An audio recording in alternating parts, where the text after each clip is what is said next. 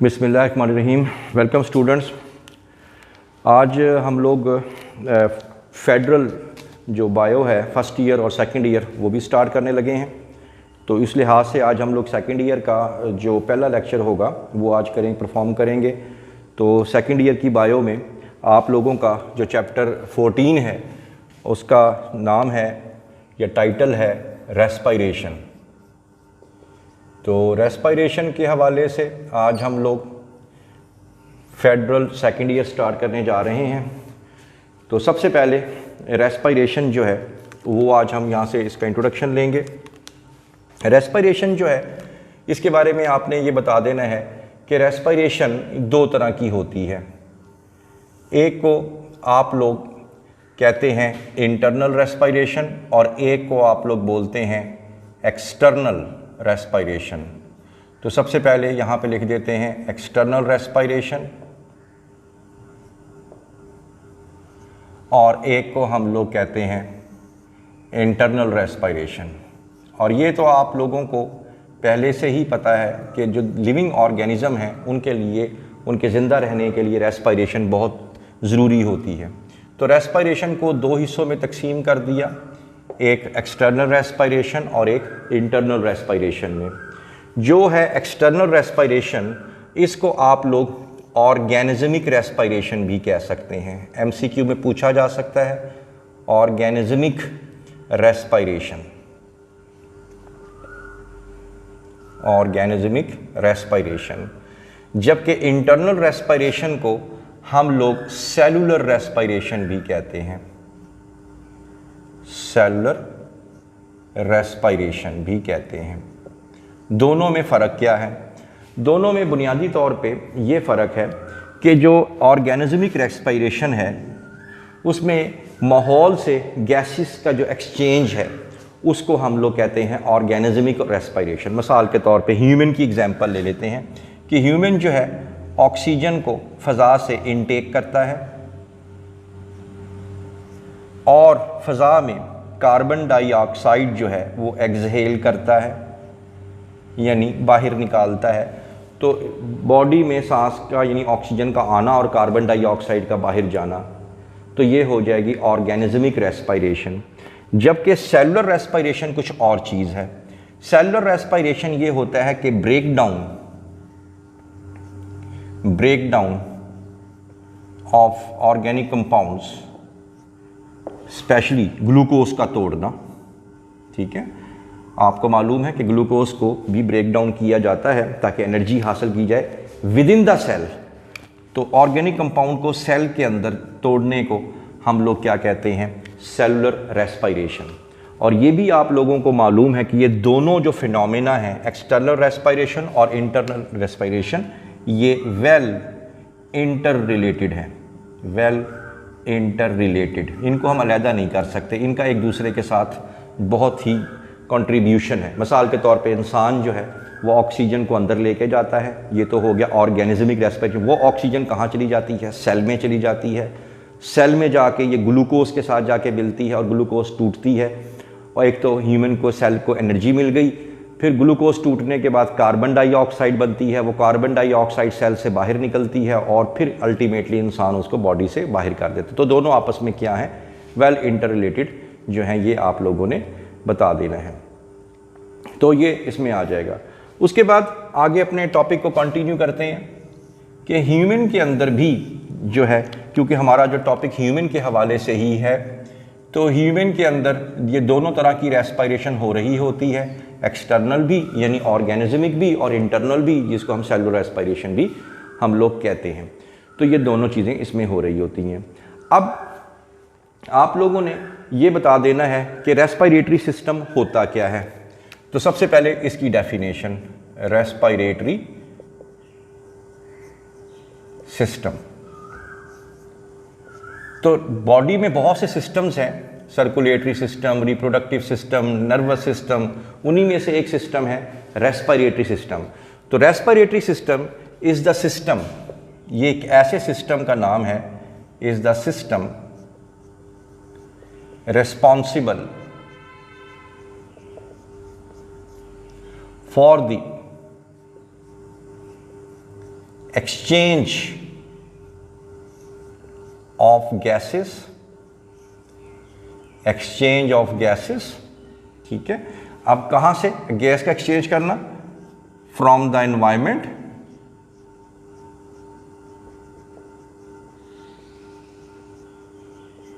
And bodily fluids, and bodily fluids, यानी simple सी बात है, ऑक्सीजन आई बॉडी में, एनवायरनमेंट से आई ऑक्सीजन, कहाँ चले गई? ब्लड में चले गई, ठीक है। तो यहाँ से, और ब्लड से क्या चीज़ निकली? कार्बन डाइऑक्साइड निकली, और वो वापस हमारे बाहर आ गई, तो ये ब्रीदिंग के ज़रिए आ गई बाहर। तो ये होता है जी रेस्पिरेटरी सिस्टम। ऐसा जो exchange of gases between bodily fluids and environment के दरमियान में एक्सचेंज ऑफ गैसेस करता है, उसको हम लोग कहते हैं रेस्पिरेटरी सिस्टम। अब रेस्पिरेटरी सिस्टम में एक चीज़ होती है रेस्पिरेटरी सरफेस, रेस्पिरेटरी सरफेस। अब रेस्पिरेटरी सरफेस से क्या मुराद है? रेस्पिरेटरी सरफेस रेस्पिरेटरी सिस्टम में उस जगह को बोलते हैं जहां पे एक्चुअली, हकीकत में एक्चुअली जहां पे एक्सचेंज ऑफ गैसेस जो हैं, exchange of gases take place हो रही होती हैं, exchange of gases take place. जैसे एग्जांपल दे देता हूं, आपने पढ़ा होगा 10th स्टैंडर्ड में एल्वियोलाई के बारे में। अब एल्वियोलाई जो है एक्चुअल में वो जगह है, ये छोटे छोटे से गुब्बारे से होते हैं। अब होता क्या है, इन गुब्बारों के एल्वियोलाई या एल्वियोलस के इर्द गिर्द क्या होती हैं? ब्लड कैपिलरीज होती हैं। अब क्या होगा कि गुब्बारे के अंदर ऑक्सीजन आ जाती है, अब ऑक्सीजन जो है वो ब्लड में चली जाती है, और ब्लड की कार्बन डाइऑक्साइड गुब्बारे में आ जाती है, यानी एल्वियोलाई में आ जाती है, और वो उसके ज़रिए हम बॉडी से बाहर निकाल। तो वो जगह जहाँ पे एक्चुअली जो एक्सचेंज ऑफ गैसेस हो रही होती हैं, उसको हम लोग कहते हैं रेस्पिरेटरी सरफेस बोलते हैं। अब रेस्पिरेटरी सरफेस की प्रॉपर्टीज़ क्या हैं, इनकी खूबियाँ क्या हैं? प्रॉपर्टीज़, ये आप लोगों का शॉर्ट क्वेश्चन बन सकता है 3 मार्क्स का, कि कौन कौन सी प्रॉपर्टीज़ हैं, तो आपको बतानी पड़ेंगी। तो सबसे पहले आप लोगों ने बताना है कि रेस्पिरेटरी सरफेस की पहली प्रॉपर्टी ये है कि ये मॉइस्ट होती हैं। दुनिया में किसी भी रेस्पिरेटरी सरफेस को देख लें कि वो मॉइस्ट होगी। याद रखें, रेस्पिरेटरी सरफेस जितनी मॉइस्ट होगी उतनी ही एक्सचेंज ऑफ गैसेस ज़्यादा होगी। दूसरी बात, ये परमिएबल होती है। परमिएबल का मतलब वही सेम बात कि गुब्बारे को देख लें, ये एल्वियोलाई की जो मेम्ब्रेन है ये परमिएबल है, यानी जो ऑक्सीजन गुब्बारे में आई वो उसमें से पेनिट्रेट करके ब्लड कैपिलरीज में चले गई, और ब्लड कैपिलरी से कार्बन डाइऑक्साइड किस में आ गई? उस एल्वियोलस के अंदर आ गई। तो ये परमिएबल होनी चाहिए। तो ये दूसरी क्वालिटी हो गई। नंबर 3, ये जितनी भी रेस्पिरेटरी सरफेसेस होती हैं इनकी थिन एपिथेलियम होती है। एपिथेलियम यानी ये जो जितनी भी रेस्पिरेटरी सरफेसेस हैं इतनी बारीक होती हैं ताकि इनमें से आसानी से ऑक्सीजन और कार्बन डाइऑक्साइड जो हैं वो क्या हो सकें? वो इंटरचेंज हो सकें आपस में। यार आप सिंपल सी बात है, जितनी ये थिक होंगी उतना ही गैस का दूसरी तरफ जाना मुश्किल हो जाएगा, और ये जितनी थिन होंगी उतना ही ईजिली एक्सचेंज ऑफ गैसेस हो सकती हैं, और इतनी थिन होती हैं कि लेस देन 1 mm, ये आपका MCQ बन जाएगा, 1 मिलीमीटर से भी कम होती हैं। फिर उसके अलावा रेस्पिरेटरी सरफेस की एक और बहुत बड़ी क्वालिटी ये है कि इसका लार्ज सरफेस एरिया होता है। लार्ज सरफेस एरिया यानी, अब सिंपल सी बात है कि एक डायग्राम बना देता हूँ। ये देखें, ये 2 सरफेसेस हैं, दोनों की थिकनेस एक जैसी है, लेकिन एक का सरफेस एरिया ज़्यादा है, एक का सरफेस एरिया कम है। तो आप खुद अक्लमंद हैं कि अगर ऐसी लेयर जिसका सरफेस एरिया ज़्यादा होगा, दूसरी तरफ गैस भी ज़्यादा जाएगी, और जिसका सरफेस एरिया कम होगा वो दूसरी तरफ गैस भी कम जाएगी। तो हमें तो ये तो नहीं चाहिए। तो जितने भी रेस्पिरेटरी सरफेसेस होती हैं उसका जो सरफेस एरिया होता है वो बहुत ज़्यादा होता है, उसकी वजह ताकि maximum number of exchange of gases जो हैं वो टेक प्लेस उसमें से कर सकें। फिर इसके बाद पांचवी क्वालिटी जो है, जो कि रेस्पिरेटरी सरफेस में होती है, कि respiratory surface is supplied by blood capillaries. हर एक रेस्पिरेटरी सरफेस को ब्लड कैपिलरी की सप्लाई ज़रूर दी जाती है। भाई बड़ी सिंपल सी बात है, क्योंकि एक्चुअली जो गैस होती है, स्पेशली ऑक्सीजन, उसने कहाँ जाना होता है? ब्लड में जाना होता है, और कार्बन डाइऑक्साइड ने ब्लड से निकल के बाहर आना होता है। तो इसी वजह से अगर आप एल्वियोलाई का दोबारा स्ट्रक्चर देखें, एल्वियोलाई के हर तरफ क्या होगी? कैपिलरीज होती हैं, ताकि एक्सचेंज ऑफ गैसेस जो हैं वो ईजिली हो सके, क्योंकि होनी कहाँ से है? ब्लड से होनी है। तो ब्लड होगा तो सिर्फ सांस को अंदर खींचने का फ़ायदा नहीं है, जब तक वो ब्लड के अंदर जो है वो ट्रांसफ़र ना हो जाए। फिर उसके बाद लास्टली 6th पॉइंट जो है वो ये है वेंटिलेशन। वेंटिलेशन जो है वो रेस्पिरेटरी सरफेस में बहुत ज़्यादा होना चाहिए, तभी गैसेस एक्सचेंज भी ज़्यादा होगा। इसकी एग्जांपल ले लेते हैं। फ़र्ज़ कर लेते हैं कि ये दो हमारे पास रेस्पिरेटरी सरफेसेस हैं। ये अगर आप लोग देखें, ये रेस्पिरेटरी सरफेसेस हैं, दोनों को इक्वल साइज़ का बना लेते हैं ताकि कन्फ्यूजन ना रहे। दोनों की थिकनेस भी सेम है, दोनों की लंबाई भी सेम है। अब ये बाहर एनवायरनमेंट है, फ़र्ज़ करते हैं बाहर ऑक्सीजन है 80% और अंदर है 10%, और यहाँ भी बाहर ऑक्सीजन है एनवायरनमेंट में 80%, लेकिन अंदर है 70%। अब अगर आप देखें, जो ए पोर्शन है हमारा और ये बी पोर्शन है, इसमें अगर आप देखें ए के अंदर गैस जो है वो ज़्यादा वेंटिलेट करके अंदर आएगी। वो कैसे? क्योंकि दोनों के अंदर डिफरेंस ऑफ ग्रेडियंट बहुत ज़्यादा है, बाहर 80% और अंदर 10%, तो ऑक्सीजन बहुत तेज़ी के साथ अंदर आएगी, जबकि यहाँ पे बहुत कम अंदर आएगी ज़रूर, लेकिन कम आएगी क्योंकि डिफरेंस कम है। इसी तरह अगर अंदर कार्बन डाइऑक्साइड 80% है और बाहर कार्बन डाइऑक्साइड 10% है, और यहाँ पे अंदर कार्बन डाइऑक्साइड 80% है और बाहर कार्बन डाइऑक्साइड 70% है, अब आप खुद देखें यहाँ डिफरेंस बहुत ज़्यादा है। यहाँ पे कार्बन डाइऑक्साइड बहुत तेज़ी के साथ बाहर निकलेगी, जबकि यहाँ पे क्योंकि डिफरेंस कम है लिहाजा यहाँ बहुत कम निकलेगी। तो याद रखें, ये it is the best property ventilation, कि दोनों के अंदर जब हम लोग एल्वियोलाई के अंदर ऑक्सीजन खींचते हैं तो एल्वियोलाई में ऑक्सीजन ज़्यादा होती है, कार्बन डाइऑक्साइड में जब एल्वियोलाई में ऑक्सीजन ज़्यादा होती है तो ब्लड कैपिलरीज के अंदर ऑक्सीजन का लेवल कम होता है, तो ऑक्सीजन फ़ौरन एल्वियोलाई से निकल के ब्लड में चली जाती है।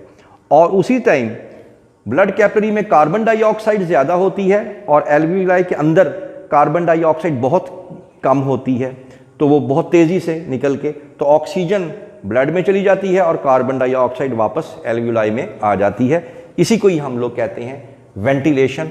और ये जितनी भी रेस्पिरेटरी सर्फेसिस हैं उनके अंदर आप ये फिनोमेना ज़रूर देखेंगे कि उनमें हमेशा डिफरेंस ऑफ ग्रेडियंट ज़रूर होगा। तो ये आप लोगों ने इसके अंदर बता देना है। उसके बाद हम लोग रेस्पिरेशन में बाकायदा अब ह्यूमन रेस्पिरेटरी सिस्टम को हम लोग लेके आते हैं। तो ह्यूमन रेस्पिरेटरी सिस्टम को हम लोग यहाँ पे लिख देते हैं। तो ये आ जाएगा ह्यूमन रेस्पिरेटरी सिस्टम।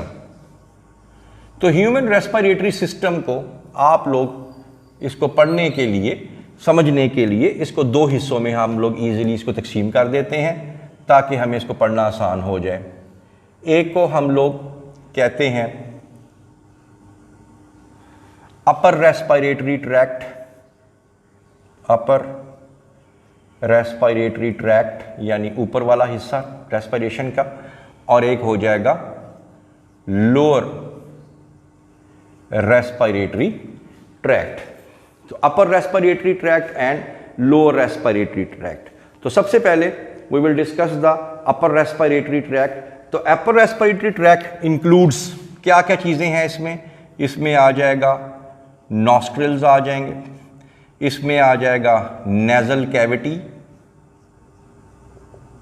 ये इसमें आ जाएगा। तो नॉस्ट्रिल आ गया, नेजल कैविटी आ गया और इसके अंदर फेरिंग्स आ गया, फेरिंग्स। तो सबसे पहले हम लोग इसी को ही लेके चलेंगे। तो सबसे पहले नॉस्ट्रिल्स में हम लोग ले आते हैं नोज को ले आते हैं। तो नोज जो है, इसके लिए सबसे पहले तो आपने इसकी थोड़ी सी इंट्रोडक्शन दे देना है। नोज के हवाले से आपने बता देना है कि नोज जो है वो रेस्पिरेटरी सिस्टम का ओनली पार्ट है, ये ऐसा जो कि आउटसाइड द बॉडी है, आउटसाइड द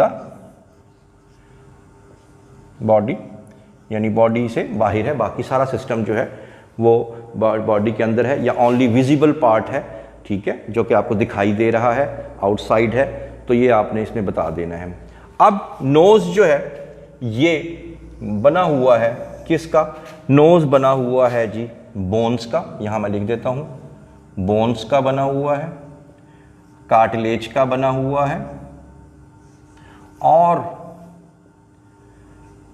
फैटी टिश्यूज का ये बना हुआ है। इसको अगर हम लोग डायाग्रामेटिकली देख लें तो डायाग्रामेटिकली कुछ इस तरह से इसको हम लोग बना लेते हैं।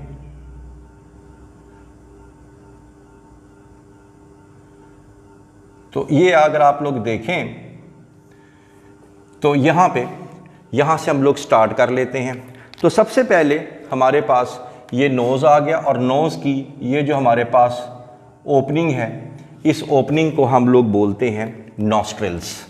तो यहाँ पे ये हमारे पास आ जाएंगे नॉस्ट्रिल्स। नॉस्ट्रिल्स यानी कि नोज का वो हिस्सा हो गया जहाँ से जो हवा है वो अंदर जा सकती है और कार्बन डाइऑक्साइड वगैरह बाहर आ सकती है। और इसके बाद नॉस्ट्रिल्स के बिल्कुल ही पीछे वाला जो हिस्सा होता है, ये वाला हिस्सा, इसको आप लोग बोलते हैं वेस्टिब्यूल्स। और उसके बाद ये हिस्सा यानी हवा जब यहाँ से एंटर होगी तो यहाँ पे चला जाता है। इनको हम लोग साइनसेस बोलते हैं या नेजल कैविटीज़ बोलते हैं, और इन दोनों के दरमियान में हड्डी मौजूद होती है। तो एक लेफ्ट नेजल कैविटी बन जाएगी और एक राइट नेजल कैविटी, और दोनों के दरमियान में एक दीवार भी मौजूद है, और उस दीवार को हम लोग बोलते हैं नेजल सेप्टम। इनको बोलते हैं नेजल सेप्टम।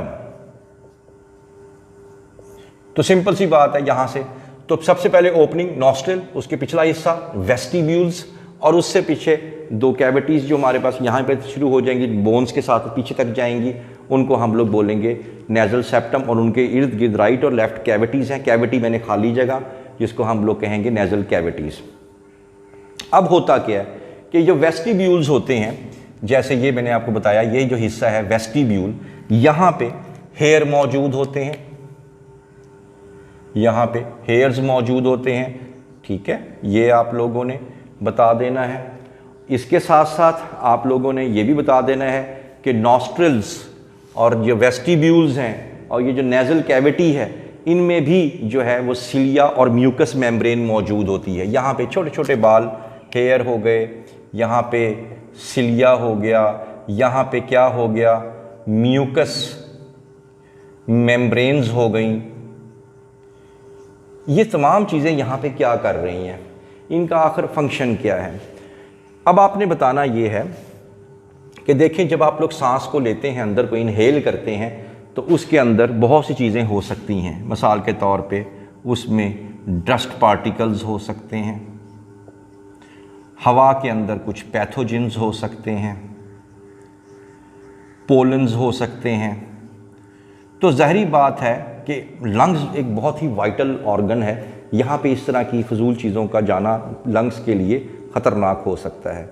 तो ये जो हमारे पास हेयर हैं वो इन डस्ट पार्टिकल्स को जो है वो रोक लेते हैं।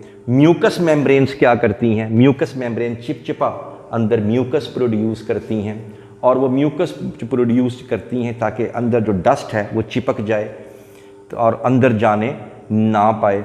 सिलिया का फंक्शन क्या होगा, सिलिया हेयर से छोटे होते हैं, और इनका फंक्शन क्या होता है, इनका फंक्शन कुछ यूँ होता है कि सिलिया भी का मकसद ये है कि जो डस्ट पार्टिकल्स यहाँ पे ट्रैप हो जाते हैं, तो उसको आहिस्ता आहिस्ता, क्योंकि सिलिया जो हैं वो मूवमेंट भी करते हैं, तो मूवमेंट करने की वजह से, जैसे मैं यहाँ पे डायग्राम में बना देता हूँ, ये देखें कि यहाँ पे ये देखें, ये आप लोगों का ये लेरिंग्स है, ये सांस की नाली है, इसके बैक साइड पे क्या होता है, एसोफेगस होता है, खुराक की नाली।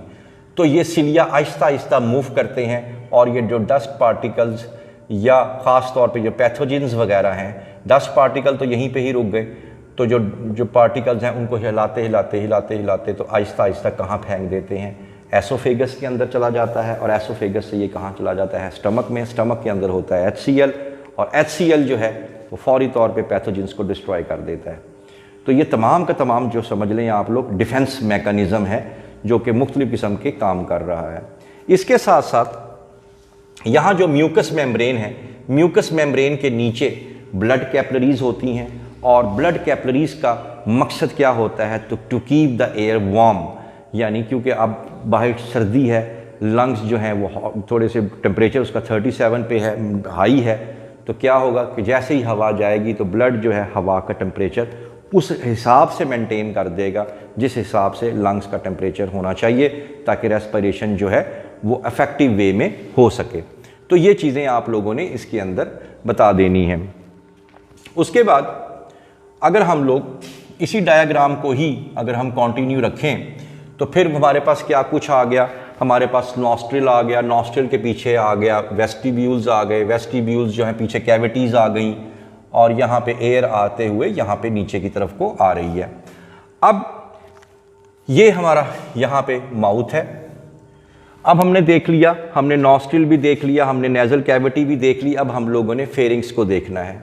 फेरिंग्स जो है, फेरिंग्स ये कॉनिकल शेप होता है, कोन शेप होता है, इसके 3 हिस्से होते हैं। एक वो हिस्सा जो यहाँ पे है, बिल्कुल इस कैविटी के पास करके पीछे करके, इसको आप लोग बोलते हैं नेज़ोफेरिंग्स। ये नेज़ोफेरिंग्स हो जाएगा। जो हलक के पास हिस्सा आएगा, इस हिस्से को आप लोग क्या कहेंगे, ओरोफेरिंग्स। तो ये जो हिस्सा बैक साइड पे आ रहा है, इसको आप लोग बोलेंगे ओरोफेरिंग्स, क्योंकि ओरल कैविटी से रिलेट कर रहा है, तो ये हो जाएगा ओरोफेरिंग्स। और ये वाला हिस्सा जो कि गर्दन के अंदर, गले के अंदर जाके मौजूद है, इस हिस्से को आप लोग बोलते हैं लेरिंगोफेरिंग्स।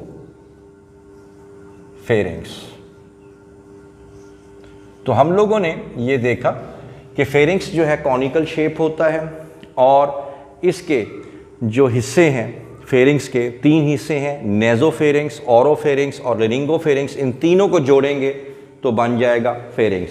अच्छा, ये फेरिंग्स जो है ये बड़ी इंपॉर्टेंट चीज़ है। फेरिंग्स के बहुत से फंक्शन हैं। पहली बात ये है कि ये फेरिंग्स जो है it can serve for the digestive purpose and as well as for respiratory purpose, यानी ये डाइजेस्टिव पर्पस के लिए भी काम आ सकता है और ये रेस्पिरेटरी पर्पस के भी काम आ सकता है। देखें कैसे, यहाँ से सांस आ रहा है, यहाँ से भी सांस लिया जा सकता है, तो ये आ जाएगा हमारे पास नेज़ोफेरिंग्स, फिर ऑक्सीजन आ गई ओरो, फिर कहाँ आ गई लेरिंगो। मुंह के ज़रिए भी सांस लिया जा सकता है, और अगर खाना खाएं तो खाना खाने के बाद खाना कहाँ जाएगा, ओरो में जाएगा, नेज़ो में नहीं जाएगा, और फिर खाना कहाँ आएगा, लेरिंगो के पास। यहाँ पे जो है क्या आएगा, हमारी फूड जो है एसोफेगस में चली जाएगी, रेस्पिरेटरी ट्रैक में। तो यानी कि ये जो फेरिंग्स है it can serve both ways, for respiration as well as for the digestive system के लिए भी। और ये जो हमारे पास फेरिंग्स है it is also serves for vocalization. Vocalization का मतलब बोलने के लिए। आपको पता है कि यहाँ पे साउंड बॉक्स होता है, ठीक है, और ये कहाँ पे होगा, लेरिंगोफेरिंग्स में। तो ये बोलने के हवाले से भी ये इलाका फेरिंग्स का बहुत ही ज़्यादा इम्पॉर्टेंट है। इसके अलावा आपकी जो बुक है उसके अंदर 2 बॉक्सेस भी बने हुए हैं। उन बॉक्सेस के अंदर भी ये बताया गया है कि ये जो एरिया है ख़ास तौर पे हमारे पास जो फेरिंग्स का, ये इसके ज़रिए हम लोग सांस भी ले सकते हैं। जैसे यहाँ से सांस है नॉस्ट्रिल्स, नॉस्ट्रिल से वेस्टिब्यूल्स, उसके बाद कैविटीज़, कैविटीज़ के बाद नेज़ोफेरिंग्स, नेज़ोफेरिंग्स के बाद कहाँ आ गया, ओरोफेरिंग्स, और ये सांस की नाली यानी लेरिंगोफेरिंग्स से होते हुए तो यहाँ पे चला जाएगा। ठीक है, आप लोग जो हैं खाना भी खा सकते हैं, उसके बाद ओरोफेरेंक्स, उसके बाद लेरिंगो के पास यहाँ से होता हुआ ये खुराक की नाली में चला जाएगा। लेकिन इसका मेडिकल पॉइंट ऑफ व्यू से जो वो है बहुत ही इम्पॉर्टेंट एक फिनोमेना भी है। और वो फिनोमेना क्या है कि वो पेशेंट्स जो कि कोमा में होते हैं, जो बेहोश हो जाते हैं और उनको ज़ाहिरी बात है बेहोशी में वो खाना तो आम इंसान की तरह नहीं खा सकते, तो एक ट्यूब जो है जिसको हम नेज़ो गैस्ट्रिक ट्यूब्स बोलते हैं, नेज़ो गैस्ट्रिक ट्यूब्स, तो ट्यूब एक दाखिल कर दी जाती है यहाँ से नाक के ज़रिए। तो यहाँ से ये ट्यूब जाएगी, आप देख सकते हैं, यहाँ से जाने के बाद ये खुराक की नाली में चली जाएगी। ये देखें, अब ये पेशेंट जो है कोमे में भी है, लेकिन इसको खुराक जो है ये नेज़ो गैस्ट्रिक रूट के ज़रिए, इनको नेज़ो गैस्ट्रिक ट्यूब्स बोलते हैं, ये आप लोगों ने बता देना है। इसके अलावा एक और बॉक्स है, उसमें यूवोला के हवाले से जिक्र किया गया है। हमारे हलक के अंदर जो ओरोफेरिंक्स है वहाँ पे करके यहाँ पे यूवोला भी होता है। और ये यूवोला जो है इसका क्या फ़ायदा है, इसका 2 फ़ायदे हैं। एक तो ये म्यूकस सेक्रीट करता है, जिससे हर वक्त हमारा जो थ्रॉट है वो वेट रहता है, खुश्क होने नहीं पाता। और दूसरी बात, जब हम लोग स्वेलोइंग करते हैं, खुराक की स्वेलोइंग करते हैं, तो ये जो ऊपर वाली जो छत है जिसको हम लोग सॉफ्ट पैलेट बोलते हैं, ये जो छत है इसकी जिसको हम लोग क्या बोलते हैं, सॉफ्ट पैलेट, तो ये यूवोला जो है ये देखें ये इस तरह का हो जाएगा। और जो खुराक है वो कहाँ चली जाएगी, वो चली जाएगी एसोफेरिक से। और इसका फ़ायदा क्या होगा, इसका फ़ायदा ये होगा कि खुराक कभी भी ऊपर नहीं जा पाएगी, जिसको हम लोग क्या बोल रहे हैं, नेज़ोफेरिंक्स। तो नेज़ोफेरिंक्स में खुराक का रास्ता ये बंद कर देगा, वरना चांसेस से कि खुराक यहाँ पे ऊपर ना चली जाती। खुराक को तो हमने भेजना है यहाँ पे। तो ये आप लोगों ने इसमें बता देना है। तो आज हम लोगों ने जो है वो अपर रेस्पिरेटरी ट्रैक जो है वो पढ़ लिया है। इंशाअल्लाह ताला नेक्स्ट लेक्चर में मिलेंगे आपसे। लो रेस्पिरेटरी ट्रैक से किसी किस्म का भी कोई क्वेश्चन हो, आपने कमेंट सेक्शन में जाके ज़रूर पूछ लेना है। तो ये जो आज जो फेडरल के हवाले से हमने आज जो क्लास स्टार्ट की है, ये स्पेशली स्टूडेंट्स की डिमांड पे किया गया था। तो काइंडली आप इस चैनल को देखें और इसको सब्सक्राइब करें। और किसी किस्म का भी क्वेश्चन हो तो आपने हेजिटेट नहीं करना, आप लोगों ने फ़ौरन इसमें पूछ लेना है। बहुत शुक्रिया, थैंक यू वेरी मच।